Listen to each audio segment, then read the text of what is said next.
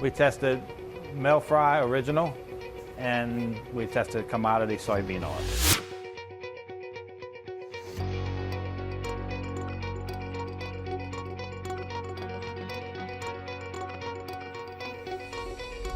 So we're looking for the oil polymerization on the back of the fryers. It's just gunk.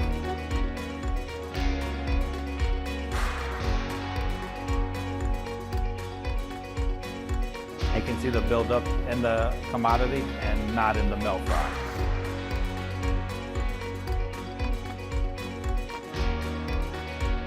The polymerization or the gunking on the fryer comes off a lot easier with the Mel Fry. The commodity oil, you kind of have to scrape it off, and it's much more labor intense. Okay, so as you can see, the Mel Fry fryer is clean. It's ready to put back into service.